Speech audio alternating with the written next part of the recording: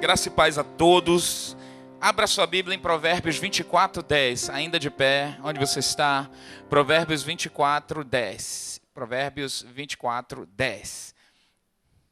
Amém? Posso ouvir um amém? Provérbios 24:10. Se te mostras fraco no dia da tua angústia, a tua força é pequena. Vamos ler juntos? Se enfraqueces no dia da angústia, a tua força... Só os homens. Peraí. Não é homem mole não, gente. São os homens. Bora lá. Vamos lá, de novo os homens. Se... Ok, as mulheres.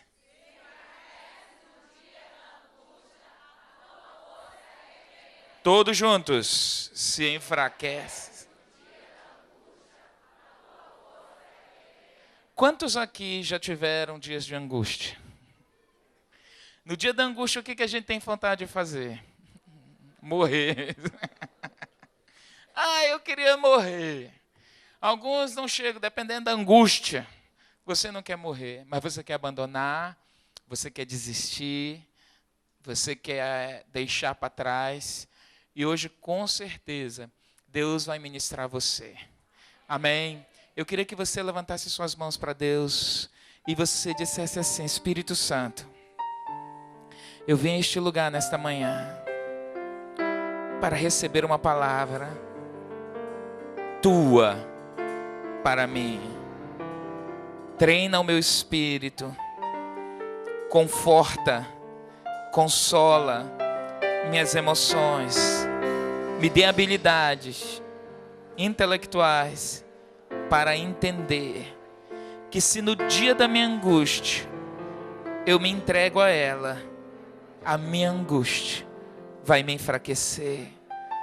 Espírito Santo, fala ao meu espírito, trabalha no meu entendimento, em nome de Jesus, amém. Aplauda o Senhor. Dê um brado de vitória àquele que vive para sempre. Amém. Aleluia. Antes de você se sentar, vá para Efésios 6:10. Nós vimos aqui em Provérbios 4:10 que se te mostras fraco no dia da angústia. Agora vamos ver o que Efésios 6:10 diz. Provérbios 24:10 diz: se você, aqui a minha versão diz assim, se você se mostra fraco no dia da tua angústia, a tua força vai ser pequena. E em Efésios 6:10 diz: finalmente, fortalecei-vos no Senhor e na força do seu poder. Não é na sua força, não é na força de ninguém mais, mas é para a gente se fortalecer no Senhor e na força do seu poder. Eu queria que você saísse do seu lugar e dissesse assim: você precisa se fortalecer em Deus. Dê um abraço em 3 pessoas e diga: você tem que se fortalecer em Deus, não é na tua força não. É em Deus, é em Deus, é em Deus. Fortalecer-se.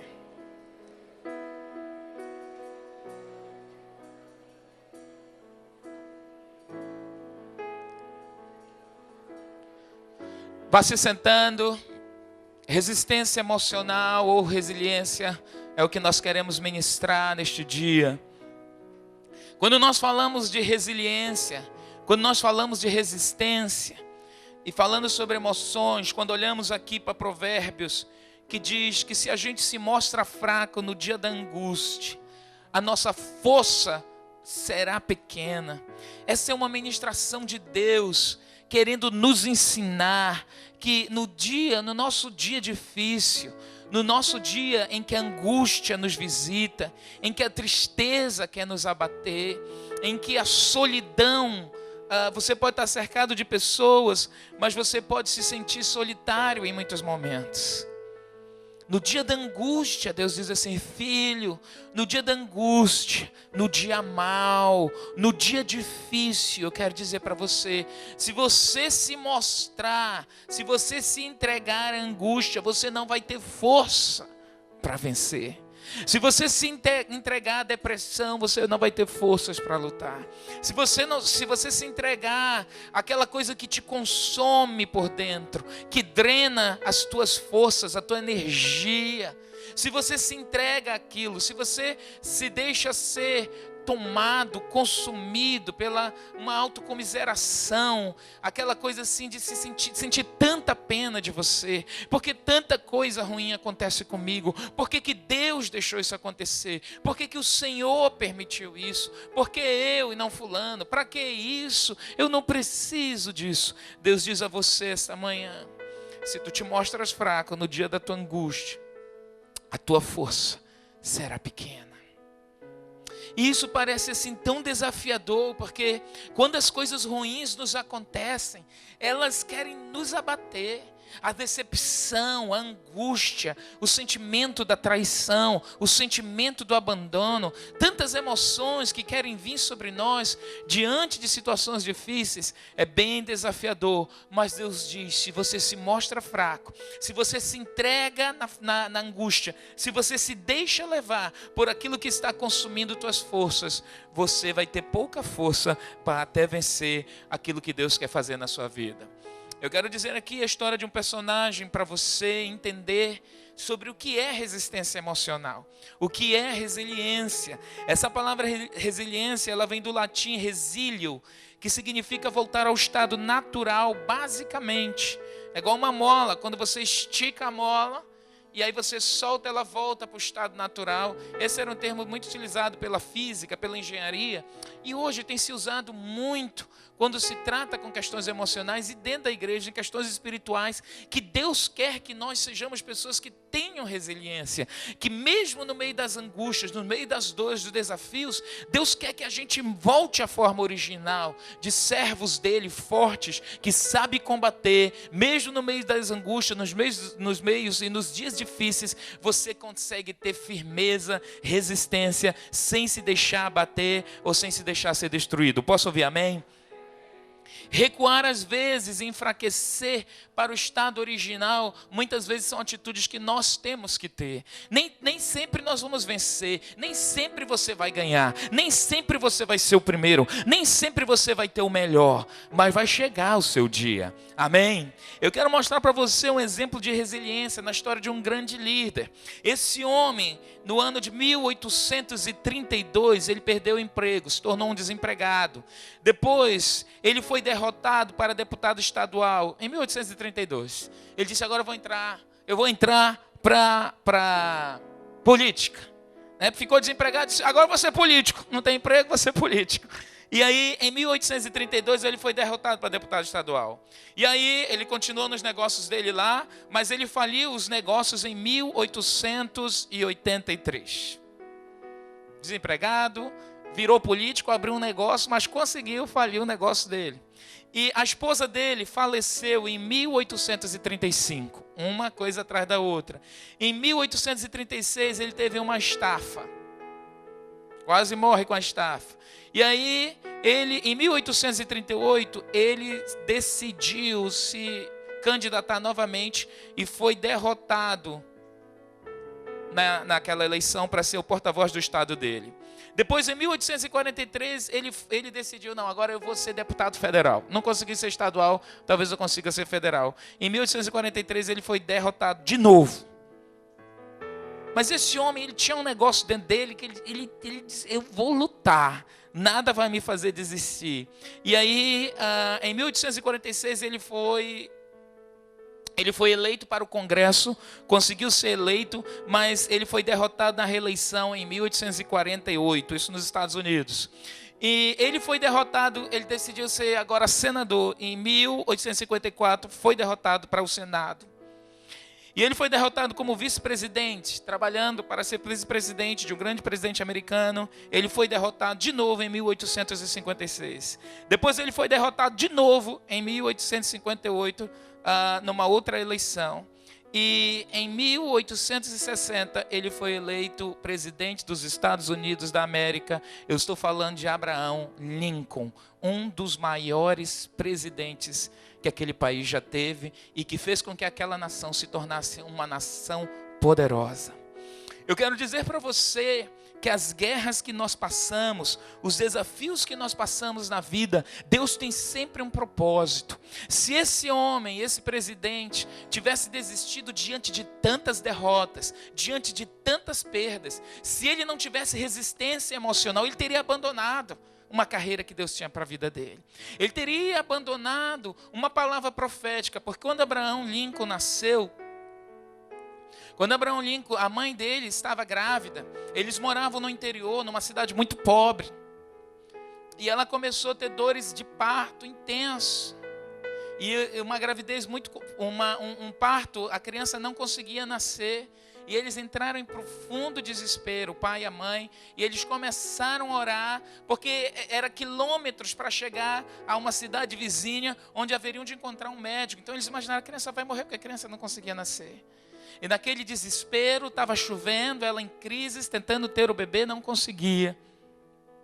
Eles orando, chorando, pensando na morte iminente já da criança e da mãe.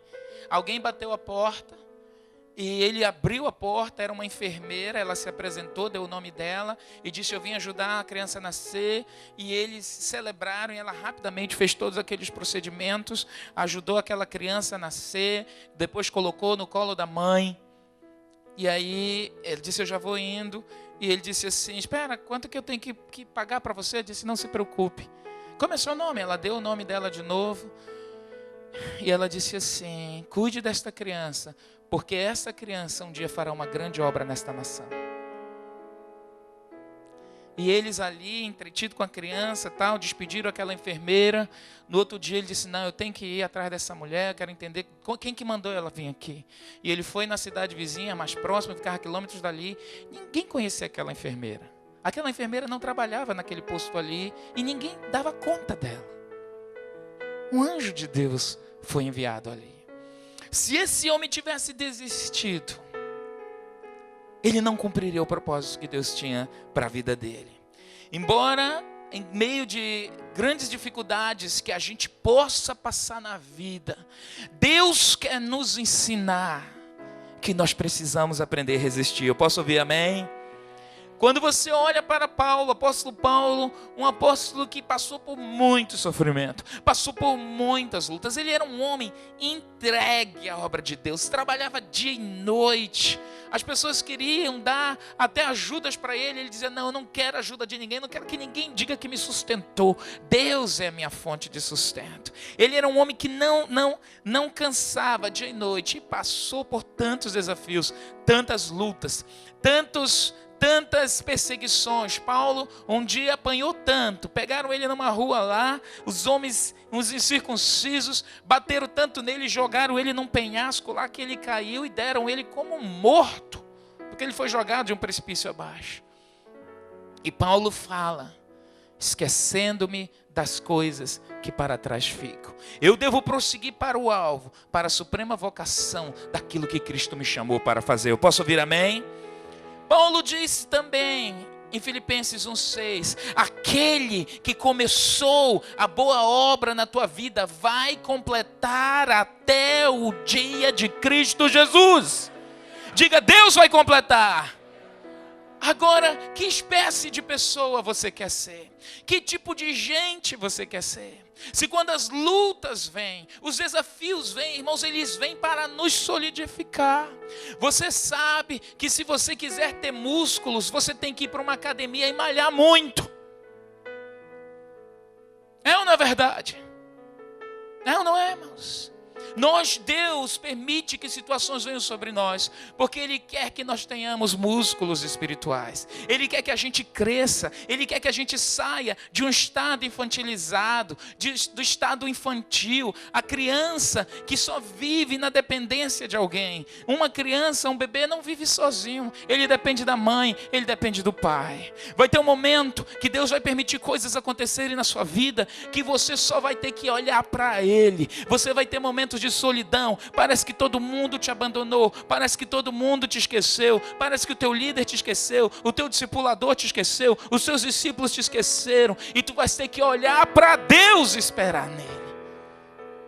E Ele vai te ensinar. Ele vai te ensinar. Agora, apesar de todas as tragédias que podem vir sobre a vida de um ser humano, Deus está sempre por trás, querendo que a gente cresça. O objetivo de Satanás, por trás de muitas dessas coisas, é encher a sociedade de gente desajustada.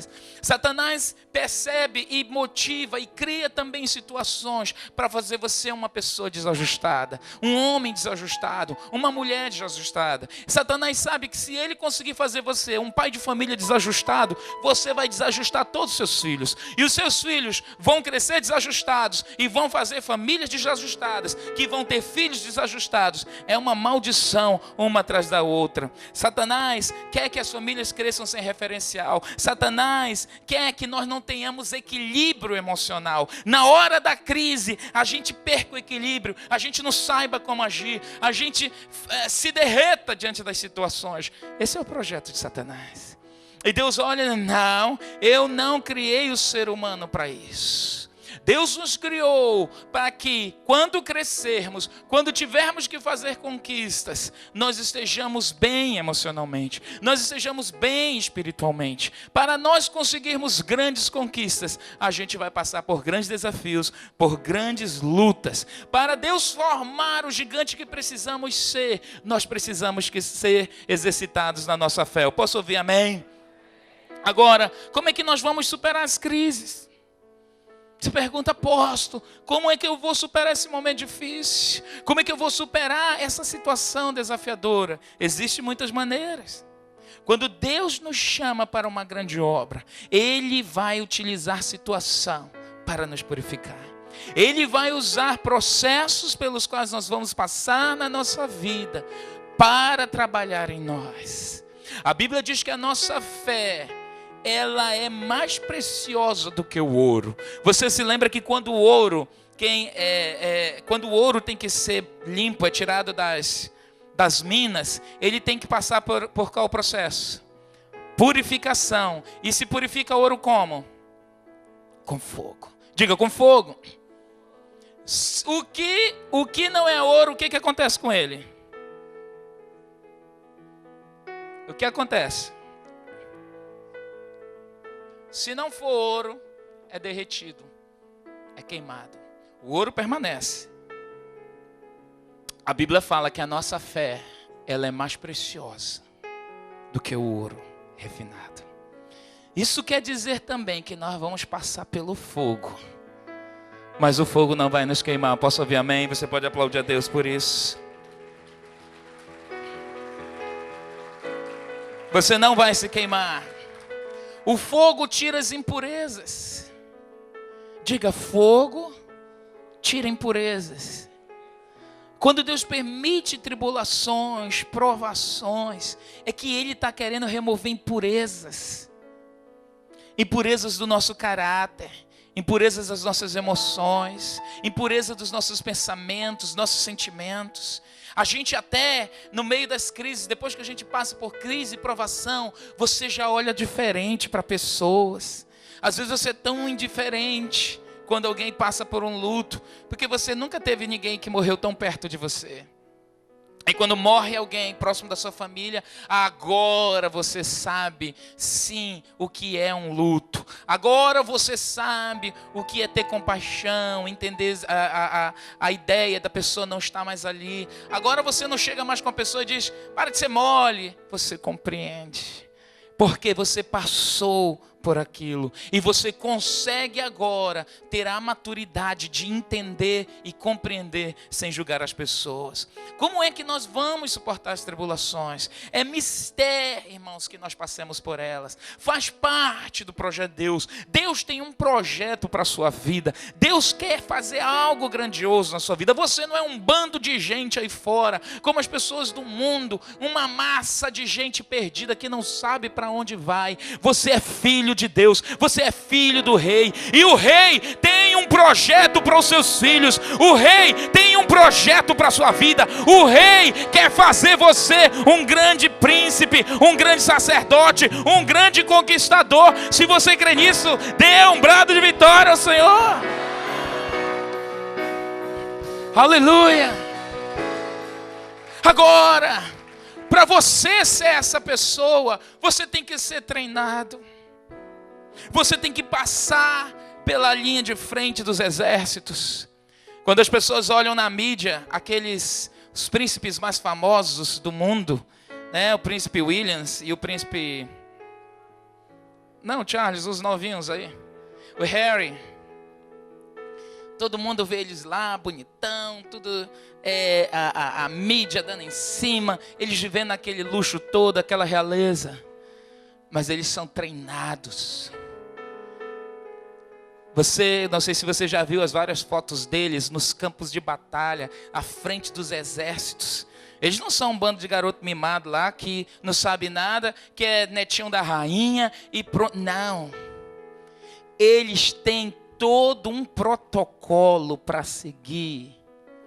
Porque se aquela rainha morre, aquele príncipe Charles morre, um deles tem que assumir. Eles têm que ser gente que tem competência para lidar com governos, para administrar a nação.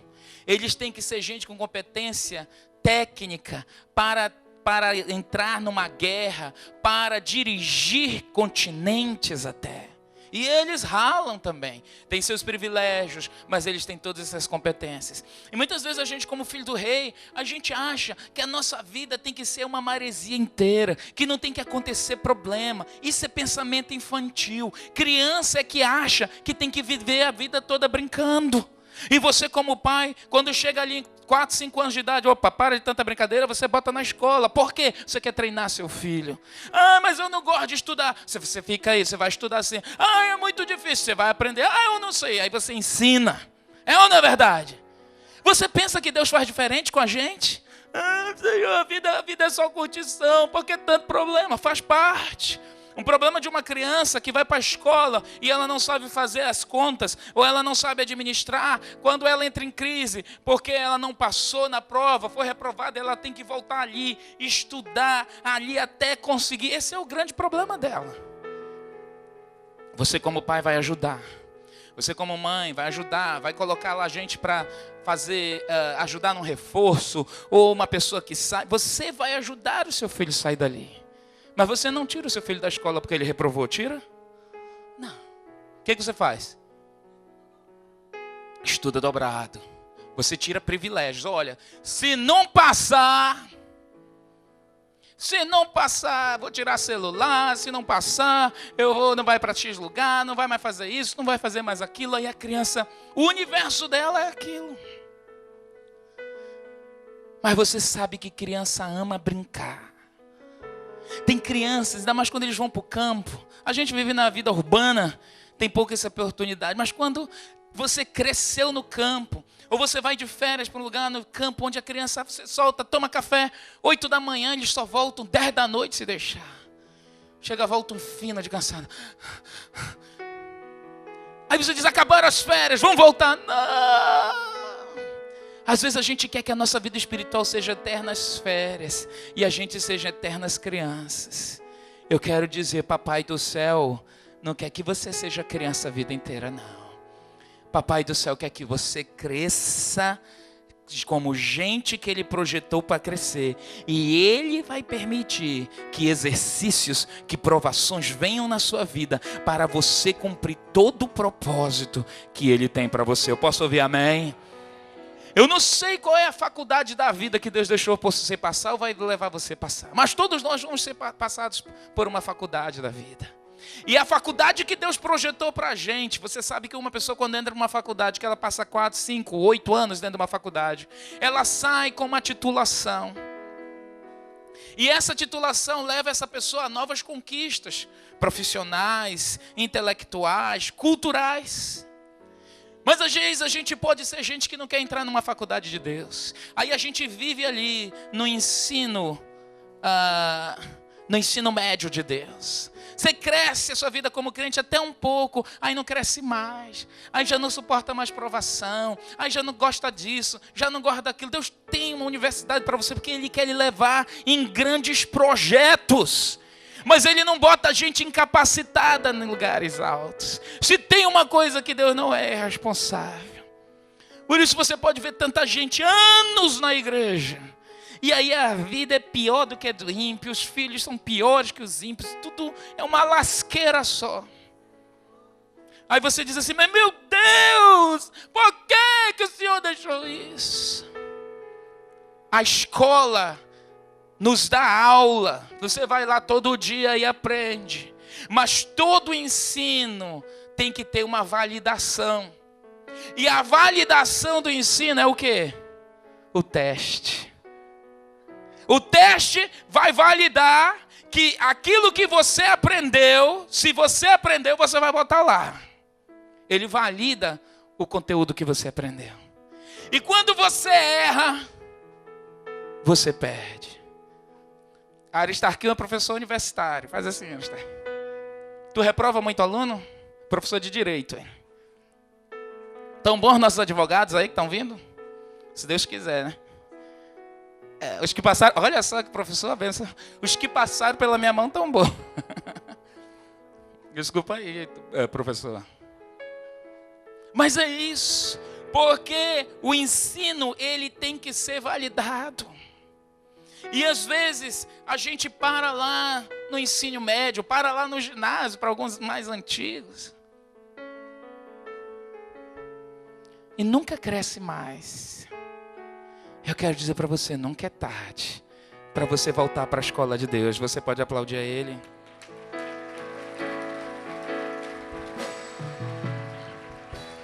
A Bíblia diz no livro de Romanos 12:12, alegrai-vos na esperança, sede pacientes na tribulação, perseverai na oração. Diga eu preciso